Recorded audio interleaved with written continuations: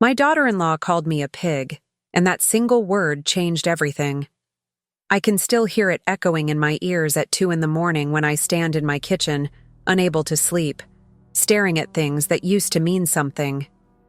The sound of her voice when she said it wasn't angry. It was casual, dismissive, like I was nothing more than an inconvenience she'd finally gotten tired of pretending to tolerate. Before I go any further, I need you to understand something. This isn't just my story. It's the story of thousands of mothers and grandmothers who've been quietly erased from their own families. If you're watching this because something feels wrong in your own home, because you've been made to feel invisible, then this message is for you. Please, like and subscribe so this reaches someone else who needs to hear that they're not crazy, they're not overreacting, and they're not alone. My name is Margaret, and I'm 62 years old.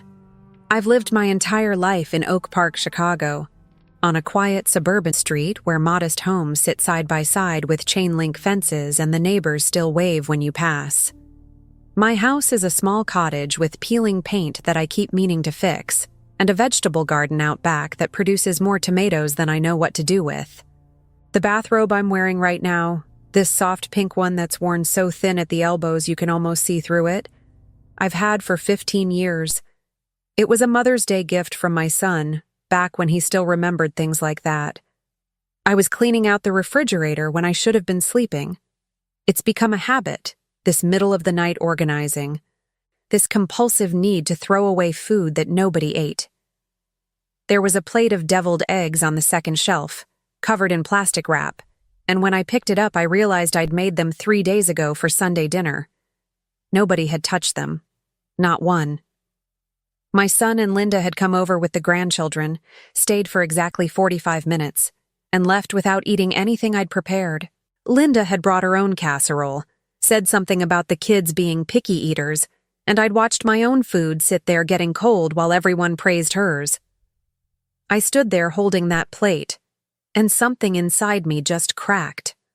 Not broke, cracked, like ice on a pond when the temperature shifts just enough. The autumn light in Oak Park is something special. In the afternoons, it turns everything golden, makes the falling leaves look like they're on fire. I used to love this time of year.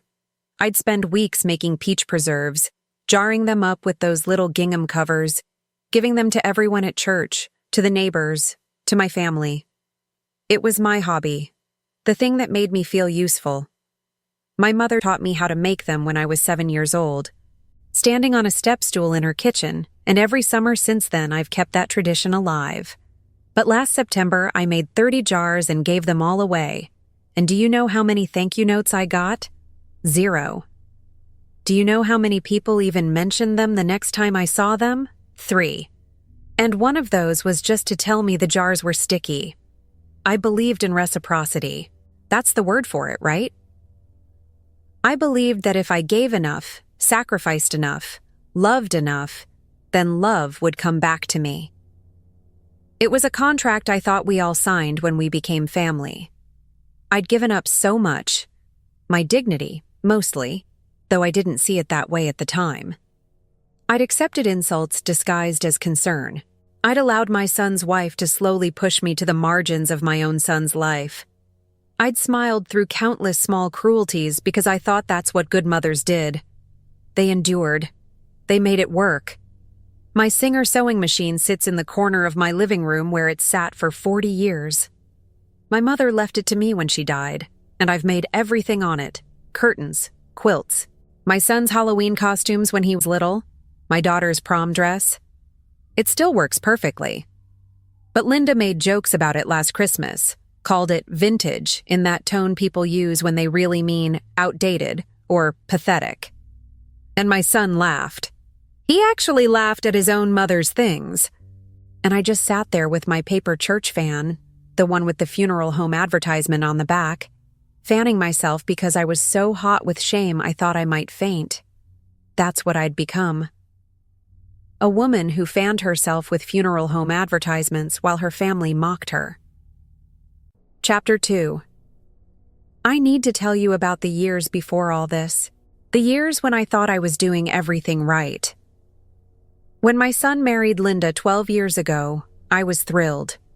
She seemed nice enough, polite, the kind of woman who brings wine to dinner parties and wears tasteful jewelry. I thought we'd be close.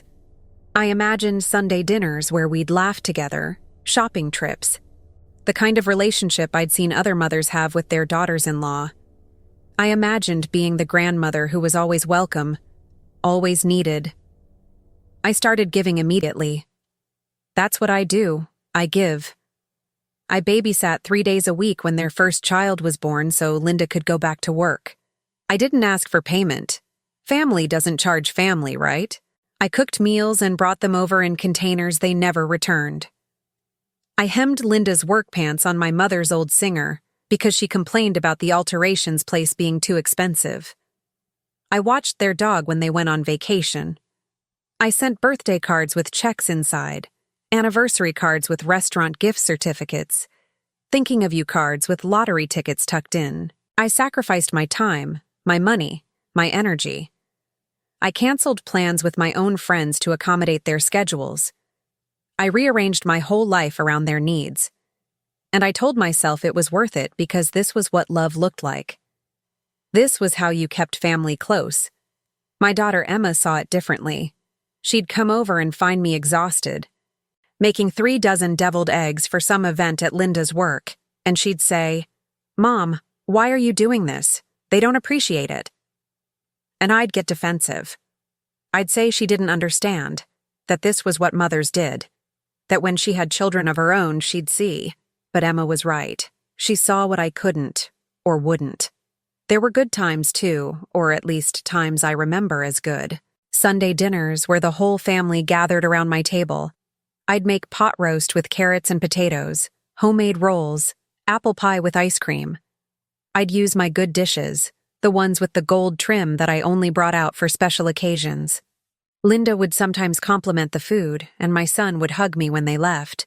And I'd stand on the porch watching them drive away in their nice car, not the Genesis G90 that I sometimes dreamed about owning, but something respectable. And I'd feel needed.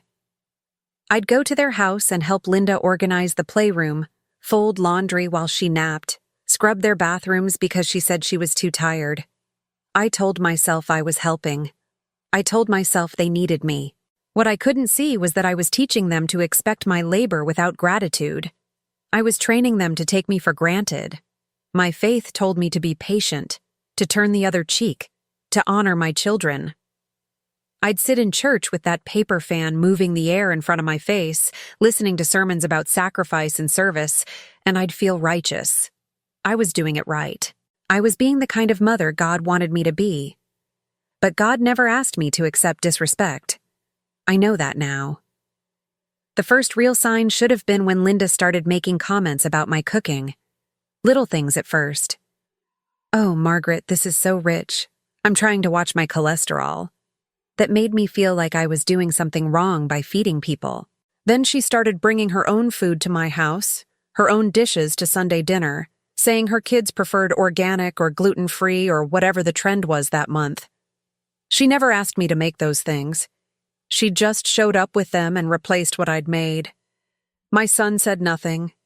He'd eat both dinners, praise both of us, keep the peace, and I'd sit there feeling smaller and smaller at my own table. Linda convinced him I was too involved in their lives, that I needed to respect their boundaries, that I was smothering them with attention. And because I believed in reciprocity, because I thought my years of sacrifice had earned me a place in their family, I stepped back. I stopped calling as much. I stopped dropping by. I waited to be invited, and the invitations came less and less frequently. I spent that autumn making peach preserves alone in my kitchen, jars and jars of them, and this time I didn't give them all away. I kept some for myself, though I wasn't sure why. Maybe some part of me knew I'd need them later, that I'd need proof I could still make something beautiful, something worth keeping. Chapter 3. The loneliness came in waves. Some days I'd be fine, busy with my garden or my sewing or church activities, and I'd convince myself that this was just a natural phase, that adult children needed space, that I was being silly. Other days I'd sit in my cottage with the peeling paint and realize I hadn't spoken to another person in 3 days. My birthday came and went, 62 years old, and I spent it alone. No phone call from my son until 3 days later. Sorry, Mom, things have been crazy. And no card from Linda at all. The grandchildren didn't call either, which meant nobody had reminded them, which meant I wasn't important enough to remember. I got sick that November. Just a bad cold. But it knocked me flat for a week. I called my son to let him know I wouldn't be able to babysit, and Linda got on the phone to say, "Well, that's inconvenient, Margaret. We really needed you this week." Not, "Are you okay?" Not, "Can we bring you anything?" Just inconvenience. I was an inconvenience. I should have seen it then. I should have recognized the pattern. But I made excuses. They're busy. They're stressed. They don't mean it the way it sounds. The betrayal, the real one, the one that finally opened my eyes, came at their neighborhood barbecue in late October. They'd mentioned it casually, said it was just a casual thing with neighbors, nothing special. I wasn't technically invited, but I showed up anyway with a plate of deviled eggs because that's what I did. I showed up. I contributed. I tried. Linda was at the grill with my son, both of them laughing with people I didn't know, and I was setting up my eggs on the food table when one of the neighbors asked me about my vegetable garden. I started telling her about my tomatoes, about how I'd gotten such a good crop this year despite the dry spell, when Linda walked past carrying a platter. She stopped, looked at me, looked at the neighbor, and then she said it, loud enough that half the patio could hear. "Margaret, you're in the way again. God, you eat like a pig. No wonder you can't fit in anywhere anymore." The world stopped. I'm not being dramatic. It actually stopped. Every conversation around me went silent. Every face turned. I could feel the heat rising in my face, spreading down my neck. And my hands started shaking so hard I had to put down the serving spoon I was holding. My son stood there next to the grill looking at his shoes. Not at me. Not at Linda. Just at his shoes. Like if he stared hard enough, he could disappear. Linda walked away. Picked up another platter, started talking to someone else, went right back to being the perfect hostess. And I stood there. This 62-year-old woman in clothes I'd spent an hour choosing that morning, trying to look nice, trying to fit in, and I felt my body shut down. It's hard to explain what happened next. My hands stopped shaking, but they also stopped moving. My legs stopped working. I couldn't make myself walk away. I couldn't make myself speak. I just froze there like a machine that had finally broken down after too many years of service. Someone touched my arm. I don't remember who. They asked if I was okay. I heard myself say yes, heard my voice coming from somewhere far away, and then somehow I was in my car. Somehow I was driving home. Somehow I was sitting in my living room with the lights off, staring at my mother's old Singer sewing machine and feeling absolutely nothing. For 3 days, I barely moved. I wasn't eating. I wasn't answering the phone when it rang, which it didn't because nobody called. My body had given up. That's the only way I can describe it. My body had decided that if this was what life was, then it wasn't interested anymore. I'd wake up on the couch, still in my clothes from the day before, and I'd think about getting up, about making coffee, about doing something productive. But I couldn't. I'd just lie there watching the golden afternoon light move across my floor, watching the dust motes float in the air, thinking about absolutely nothing. The plate of deviled eggs from the barbecue, I'd brought them home uneaten, sat in my refrigerator. I opened the door on the 3rd day and looked at them. And that's when I started crying. Real crying. The kind that comes from somewhere deep in your chest and hurts on the way out. I'd spent my whole life making things for people who didn't want them. I'd given everything I had to a family that saw me as an inconvenience, as someone in the way, as a pig. I took that plate of eggs and I threw it in the trash, container and all. Didn't even bother to wash it, just threw it away. Then I went to my bedroom, pulled out a box of old photos from the closet, and I looked at them. Pictures of my son as a baby, as a toddler, as a young man on his wedding day. Pictures of me and his father before the divorce, when we were still young and thought we had everything figured out. Pictures of Emma and her brother playing in the backyard of this very house. I took the photo of my son on his wedding day, him and Linda cutting their cake, both of them smiling, and I put it face down in the box. I couldn't look at it anymore. I couldn't look at that version of him who'd promised to love and honor his mother, who'd thanked me in his speech for everything I'd done to raise him right. That's when someone knocked on my door. Chapter 4. I almost didn't answer. I was still in my bathrobe, the soft pink one with the thin elbows, and I hadn't showered in 3 days. But the knocking didn't stop, and eventually I pulled myself together enough to shuffle to the door. It was a woman I'd never met before, maybe 50 years old, wearing jeans and a sweatshirt, holding a casserole dish covered in foil. "Margaret?" she said. "I'm Diane. I live 2 streets over. I heard what happened at the barbecue." I just stared at her. How did she hear? How did the whole neighborhood already know that I'd been publicly humiliated by my own daughter-in-law? She must have seen the panic in my face because she said quickly, "My friend was there. She told me because the same thing happened to her mother-in-law last year, and she thought you might need someone to talk to. Can I come in?" I let her in. I don't know why. Maybe because she was a stranger and somehow that made it easier. Maybe because I was so starved for human kindness that I would have let anyone in at that point. We sat on my porch. It was one of those warm October afternoons, the kind where autumn feels like summer's gentler sister. And she didn't ask me to explain. She just said, "My mother-in-law went through something similar. Different details, same outcome. It took her 10 years to realize she wasn't the problem. Her daughter-in-law was. 10 years. I'd already given 12. "What did she do?" I asked. "She stopped showing up," Diane said. "She stopped making excuses for people who didn't value her. She built a life that didn't revolve around waiting for crumbs of affection from her son." We talked for 2 hours. She told me about her mother-in-law, about the signs she'd ignored, about the moment she finally drew a line. And then she told me something that changed everything. "You know what the hardest part is?" Diane said. "It's not the daughter-in-law.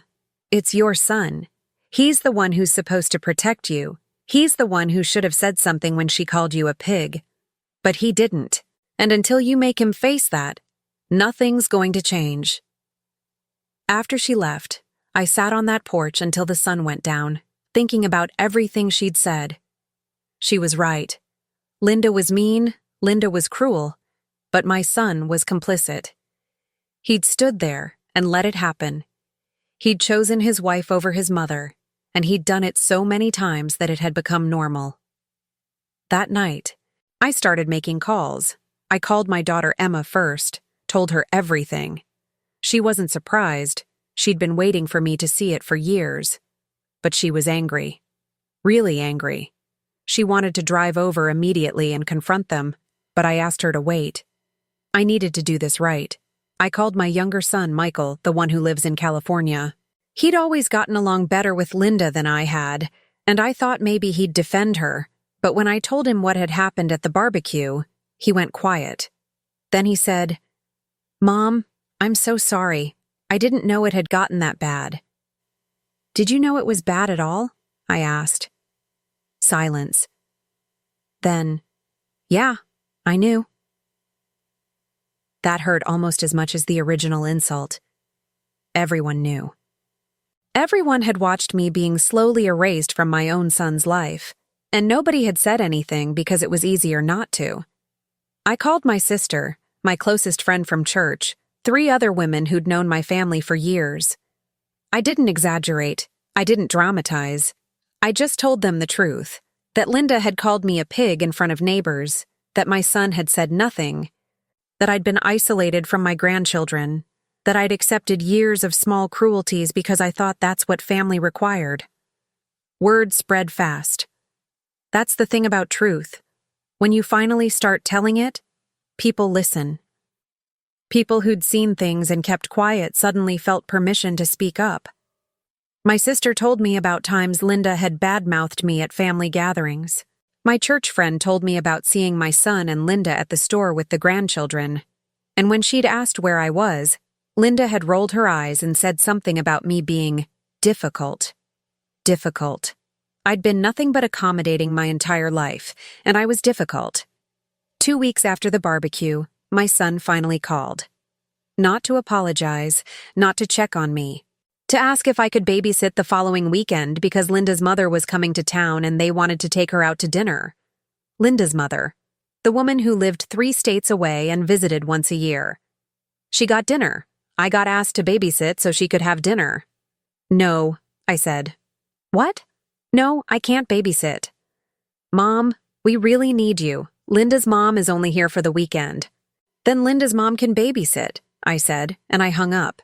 He called back 3 times. I didn't answer. He left a voicemail asking what was wrong with me, why I was being like this. He actually used those words. What's wrong with you? That's when I knew I had to face him. Not over the phone, not through other people. Face to face in my own home where I could control the environment. I texted him. We need to talk. Come alone.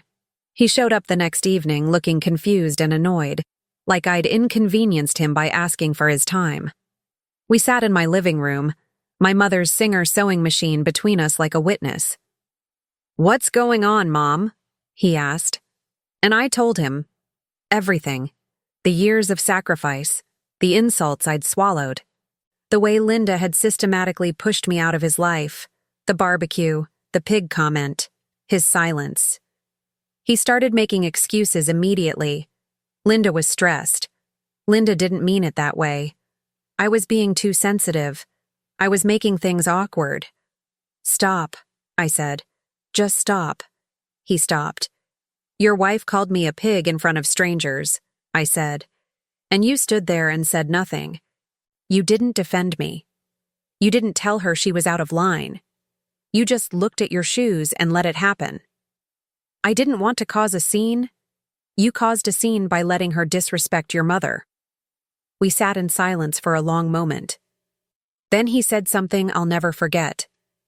Mom, you have to understand. Linda's been through a lot. Her childhood wasn't great.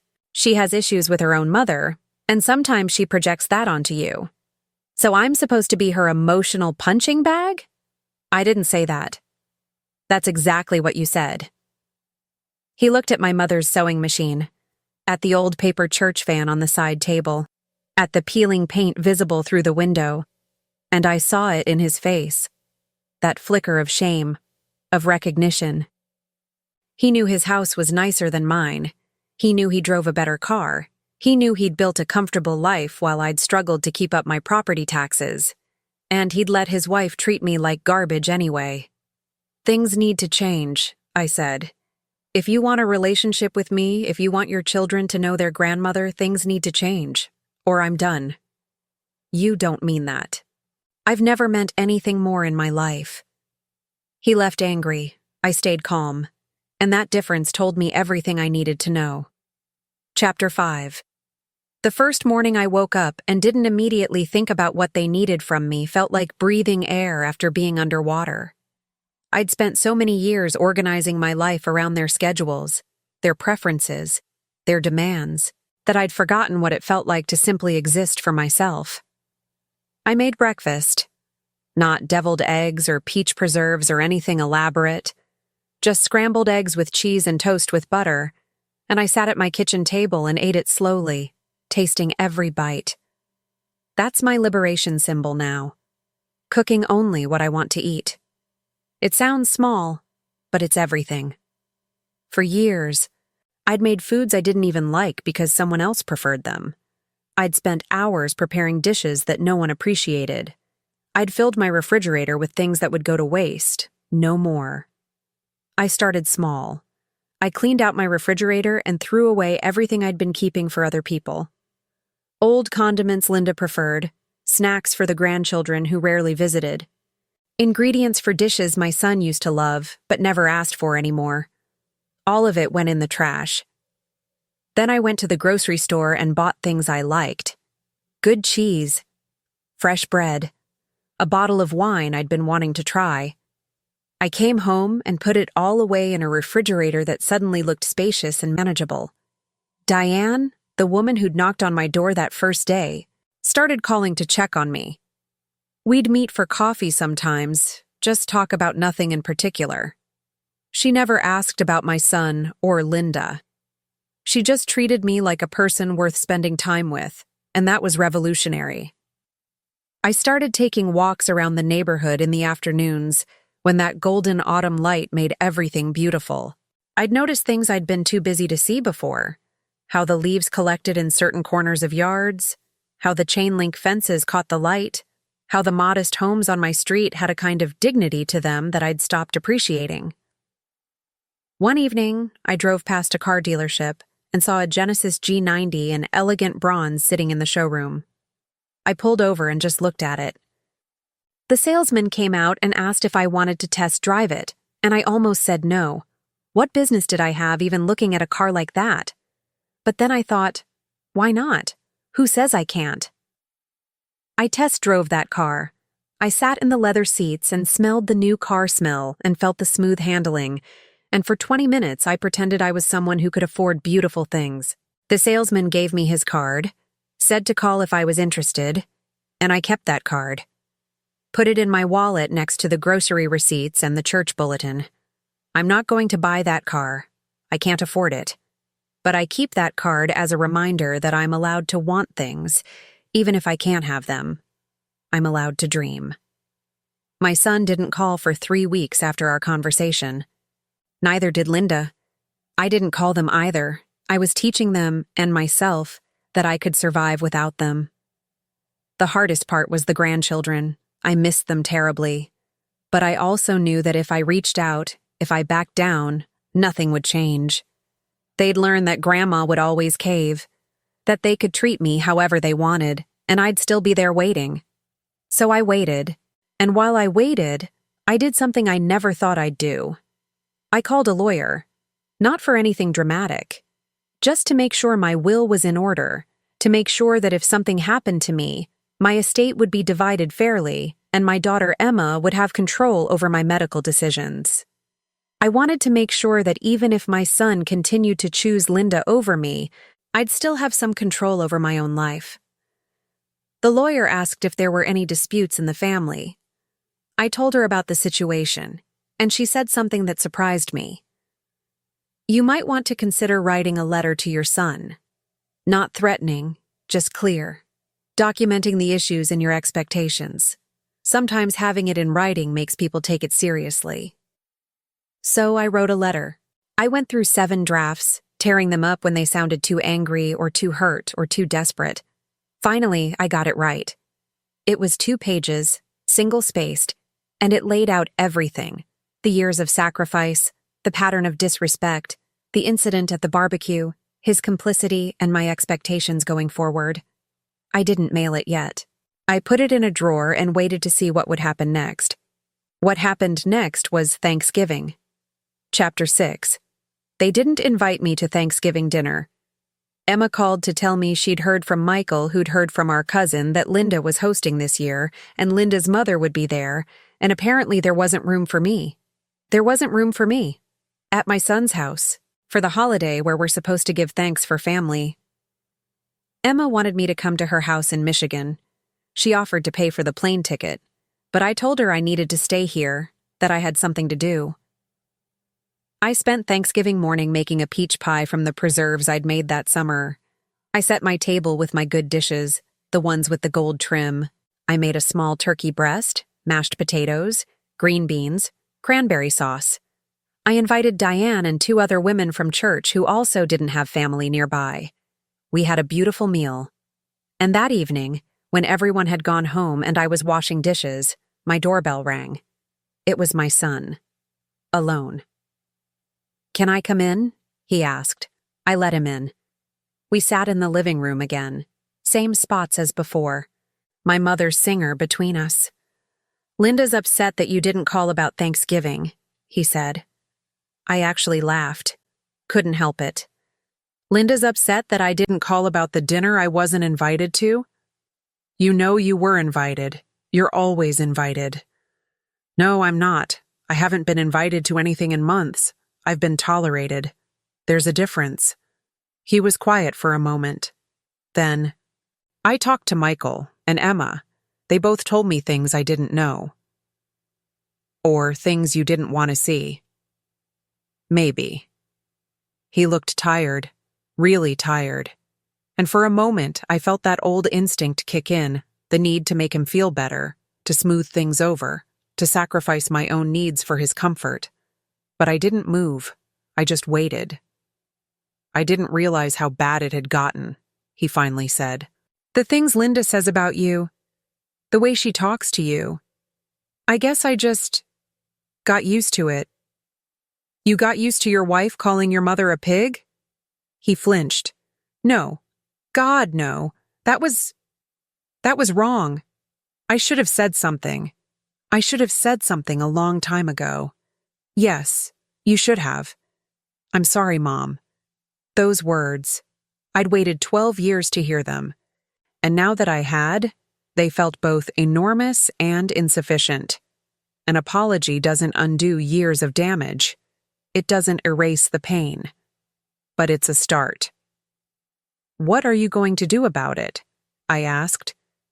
I talked to Linda, told her we needed to go to counseling. She wasn't happy about it, but she agreed. And the way she treats me? That has to change. I know that. But Mom, you have to understand. She's never going to be your best friend. She's never going to be... I don't want her to be my best friend, I interrupted. I want her to be respectful. I want her to stop insulting me, stop excluding me, stop poisoning my grandchildren against me. That's not asking for friendship. That's asking for basic human decency. He nodded slowly. Okay, that's fair. And I want to see my grandchildren. Regularly. Not just when you need a babysitter. Okay. And if she crosses a line again, if she insults me or disrespects me, I need you to speak up. Right then. Not later in private. Right then. In front of whoever's there. Because your silence tells her it's acceptable. He was quiet for a long time. Then, I can do that. We talked for another hour. I showed him the letter I'd written but hadn't sent. He read it, and I watched his face change as he absorbed the details, the pattern, the evidence of everything I'd described. When he finished, he was crying. I'm so sorry, Mom, he said again. I failed you. Yes, you did, and you're going to have to prove that's going to change. He left around 9. I didn't feel triumphant. I felt exhausted. But I also felt something I hadn't felt in years, like I'd stood up for myself and survived. The thing about standing up for yourself is that it doesn't end with one conversation. Real change takes time, and there are always tests to see if you'll back down. Chapter 7. The test came 2 weeks later, right before Christmas. My son and Linda invited me to their house for Christmas Eve. First time in months I'd been explicitly invited to anything. Emma flew in from Michigan. Michael came from California. The grandchildren were excited. It should have been perfect.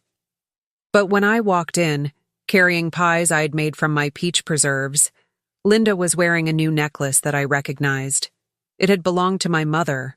I'd kept it in a jewelry box after she died, never wore it because it was too precious, too meaningful. And now Linda was wearing it. Where did you get that? I asked, trying to keep my voice steady. Linda touched the necklace. Oh, this? Your son gave it to me for our anniversary. Isn't it beautiful? I looked at my son. He looked at the floor. That was my mother's, I said. I know, Linda said. Your son told me. He said you weren't wearing it, so So he gave you my mother's necklace without asking me. The room went quiet. Emma and Michael exchanged glances. The grandchildren sensed the tension and stopped playing. My son finally spoke. Mom, you said you didn't want it anymore. When we were cleaning out the garage last year, you said... I said I wasn't wearing it right then. I didn't say give it away. You said it was just sitting in a box. It was my mother's, I repeated. It's the only thing I have left of her besides that sewing machine, and you gave it to your wife for your anniversary. Linda started to say something, but I held up my hand. No, you don't get to speak right now. You've taken enough from me. I turned to my son. You have a choice to make right now. She gives me back my mother's necklace, or I leave and you won't see me again until you figure out whose side you're on. For a moment, I thought he was going to defend her. I saw it in his face, that impulse to smooth things over, to ask me to let it go, to be reasonable. But then he looked at Emma and Michael, both watching him, and something shifted. Linda, he said quietly, give her the necklace. What? No, you gave this to me. Give her the necklace. This is ridiculous. Give her the necklace now. The room was absolutely silent. Even the grandchildren were frozen, watching. Linda stared at him like she couldn't believe what was happening. Then she reached up, unclasped the necklace, and held it out to me. I took it, put it in my purse. And then I said something I'd been practicing in my head for weeks. I will not buy love anymore. Not with money. Not with labor. Not with dignity. I will not accept disrespect in exchange for access to my grandchildren. I will not pretend that cruelty is normal or that silence means consent. If you want me in your life, you will treat me with respect. If you can't do that, then we're done. I looked at Linda. You've spent years trying to replace me with your own mother, trying to make me feel small and worthless and in the way. You called me a pig in front of strangers. You excluded me from family events. You bad-mouthed me to my grandchildren. And you took my mother's necklace and put it around your neck like it was yours. Then I looked at my son, and you let all of that happen.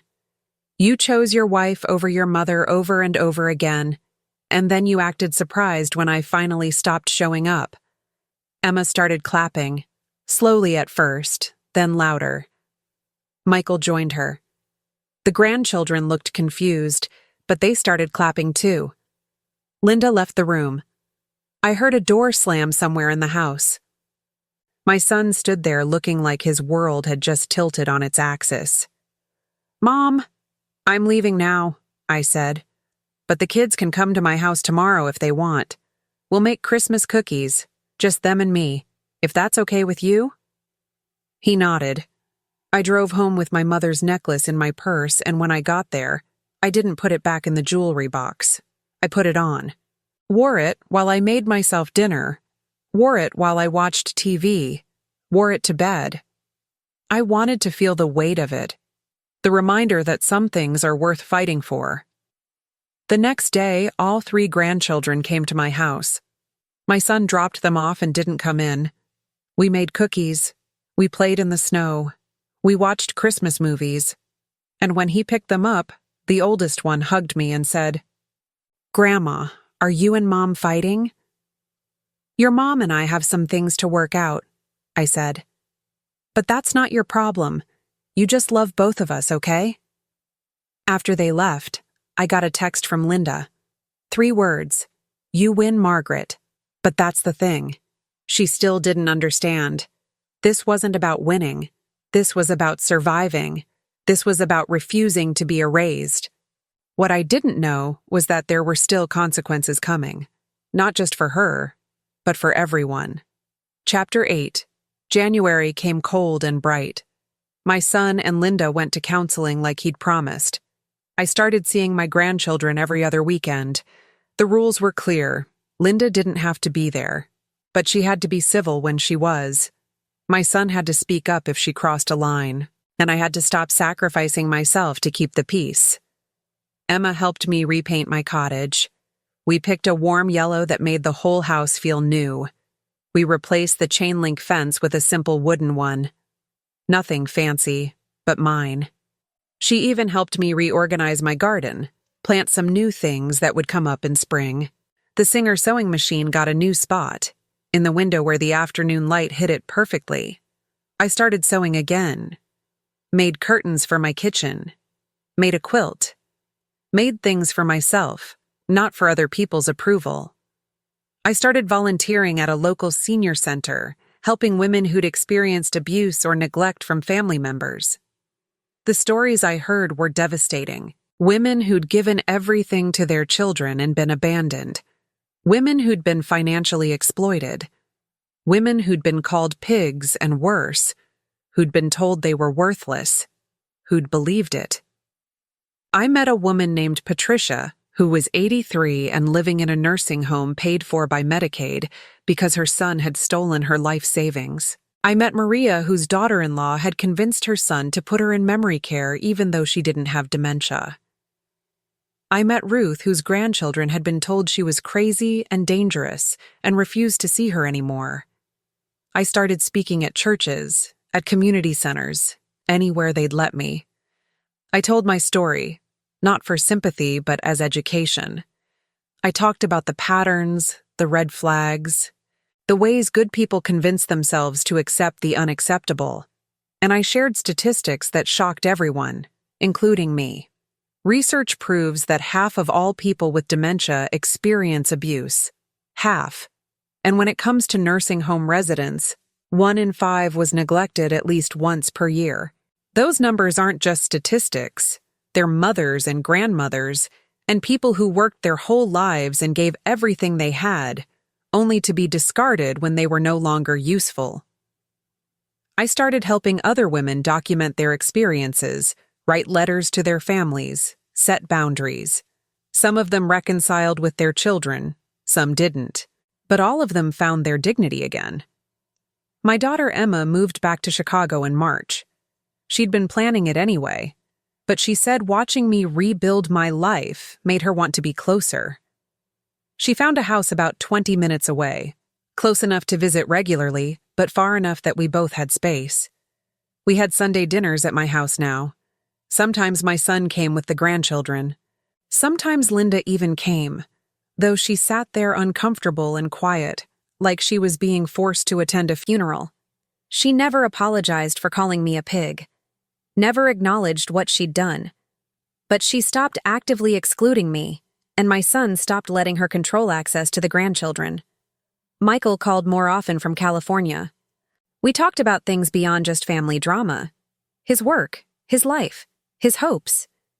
He told me he'd realized watching all of this that he'd been avoiding dealing with his own marriage problems, and he'd started counseling too. The whole family was shifting, reorganizing itself around new rules. It wasn't perfect. There were still awkward moments, still tension, still resentment, but it was honest. And honesty, I learned, is better than false peace. I kept that business card from the Genesis G90 dealership in my wallet. Sometimes when I was having a hard day, I'd take it out and look at it. I still couldn't afford that car. Probably never would. But the card reminded me that I was allowed to want beautiful things, that I deserved them even if I couldn't have them. The really beautiful thing, though, was sitting on my porch on spring evenings with my mother's necklace on and a glass of wine in my hand, watching the sunset over my modest street with my chain-link fences replaced by wood, my cottage painted yellow, my garden full of things I chose to plant. I started planning a trip to visit Emma. Just the two of us, mother and daughter, no agenda except enjoying each other's company. We talked about going somewhere warm, somewhere neither of us had been before. Maybe the beach, maybe the mountains. It didn't matter. What mattered was that I was making plans for my own life again, not waiting for permission, not organizing everything around someone else's needs, just living. Diane and I still met for coffee every week. She'd become one of my closest friends. And sometimes I thought about how strange it was that the worst moment of my life had brought me one of the best friendships. She told me once that watching me stand up for myself had given her the courage to set boundaries with her own family. That's how it spreads, I think. Courage. One person's refusal to be small gives someone else permission to take up space. The grandchildren started asking questions as they got older. Why had they not seen me for so long? Why did things feel different now? I didn't badmouth their mother to them. I just said that sometimes families have to learn how to treat each other better, and that's what we were all doing. The oldest one, Sarah, told me one day that she wanted to learn to sew, so I taught her on my mother's singer machine, the same way my mother had taught me. We made a simple apron together, and when she wore it, she looked so proud of herself that I cried. That's legacy, I realized.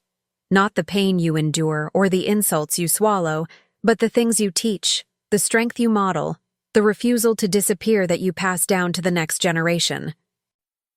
Chapter 9. It's been 2 years now since Linda called me a pig at that barbecue.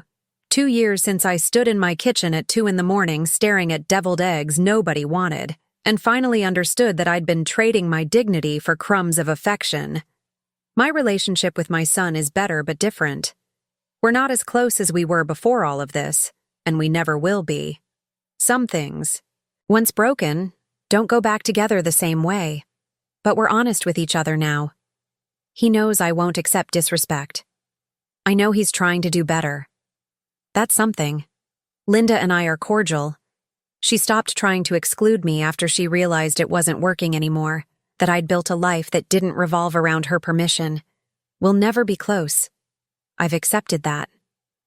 But she's civil, and that's enough. The grandchildren are thriving. They come to my house, we bake together, we sew together, we talk. I tell them stories about their grandfather, about what their dad was like as a kid, about my mother and her mother before her. I'm giving them roots, history, connection to something bigger than just themselves. My work with abused and neglected seniors has expanded. I helped start a support group at the senior center. We meet every Tuesday evening, and sometimes there are 20 women there. All of us sharing stories, offering advice, reminding each other that we're not alone. I learned something doing this work that I wish I'd known sooner. This pattern is everywhere. It's not just me. It's not just my family. Research proves that half of all people with dementia experience abuse. Half of all people who need the most care and protection are being harmed by the people who should be caring for them. And when it comes to nursing home residents, 1 in 5 was neglected at least once per year. That's hundreds of thousands of people. That's somebody's mother, somebody's grandmother, somebody who worked and sacrificed and gave everything they had. If you're listening to this and you recognize yourself in my story, I want you to know something. You're not crazy. You're not too sensitive. You're not imagining it. And it's not your fault. Family members who exploit or abuse or neglect their elders aren't doing it because the elder did something wrong. They're doing it because they've learned they can get away with it. Because society tells us that parents should endure anything from their children, that love means accepting mistreatment, that setting boundaries is selfish. But that's not love. That's exploitation. And you don't owe anyone access to you if they're using that access to harm you. I learned that intergenerational trauma is real. The way my son allowed Linda to treat me, that taught my grandchildren what women are worth. That taught them that disrespect is acceptable if you love someone enough. That's the pattern I had to break, not just for me, but for them. When we accept abuse, when we make excuses for it, when we tell ourselves it's not that bad or they don't mean it, or things will get better eventually, we're teaching the next generation that this is normal. We're programming them to either accept abuse or become abusers themselves. Breaking that cycle meant showing my grandchildren that grandma has value, that women deserve respect, that you can love someone and still refuse to accept cruelty from them. Those are lessons that will protect them for the rest of their lives. I still make peach preserves every summer, but now I keep most of them for myself. I give some away, to Emma, to Diane, to the women at the senior center, but only to people who appreciate them. I'm done giving the best of myself to people who don't value it. My cottage is painted yellow now. My fence is wood instead of chain link. My garden is full of things I chose. My mother's necklace sits on my dresser where I can see it every morning. These are small things, but they're mine. They're proof that I took my life back. Emma and I took that trip we talked about. We went to the beach for a week, just the two of us. We walked on the sand every morning and drank wine on the balcony every evening and talked about everything and nothing. She told me she was proud of me, and I cried because I'd spent so many years trying to earn that from my son and never hearing it. I still think about that Genesis G90 sometimes. I still have the card in my wallet. I probably won't ever buy it. But I like knowing it's there. That possibility. That dream. I like remembering that I test drove it. That for 20 minutes I let myself want something beautiful. My faith has changed through all of this. I used to think God wanted me to endure, to sacrifice, to be humble and small. But I don't think that anymore. I think God wants me to have dignity. I think suffering isn't holy if you can stop it. I think turning the other cheek doesn't mean letting someone keep hitting you. I keep that paper church fan with the funeral home advertisement on it, but now it sits in a drawer. I don't need it anymore. My house has good air conditioning now. Emma helped me pay for it last summer. Said it was a gift for putting up with too much for too long. The question I get asked most often at the support group is this: do you regret standing up for yourself? Do you wish you'd just kept the peace? And my answer is always the same. I regret that I waited so long. I regret the years I spent believing that love meant accepting disrespect. I regret teaching my children that mothers are disposable, but I don't regret fighting back. I don't regret demanding to be treated like a human being. If I could go back and talk to that woman standing in her kitchen at 2 a.m, staring at deviled eggs nobody wanted, I'd tell her what Diane told me. You're not the problem, and you don't have to accept this. I'd tell her that liberation looks like cooking only what you want to eat. That dignity looks like wearing your mother's necklace even when you're just watching TV alone. That love looks like your daughter flying in from Michigan to help you paint your house yellow. I'd tell her that 2 years from now, she'll be sitting on her porch on a spring evening with a glass of wine watching the sunset, and she'll realize she's happy. Really happy. Not because everything's perfect, but because she finally knows her own worth. Here's what I want you to take away from my story. You deserve respect. You deserve dignity. You deserve to be treated with kindness by the people who claim to love you. And if they can't give you that, if they call you names or exclude you or take advantage of your generosity, then you are allowed to walk away. You are allowed to say no. You are allowed to choose yourself. Have you lived this? Do you know someone who has? Maybe it's not exactly the same. Maybe it's a son-in-law instead of a daughter-in-law. Maybe it's financial abuse instead of emotional abuse. Maybe it's siblings instead of children. But if you recognize that feeling of being slowly erased from your own life, of giving everything you have and being called selfish for wanting anything back, then this message is for you. You're not alone. You're not wrong. And you can survive this. Please like and subscribe so this story reaches someone else who needs to hear it.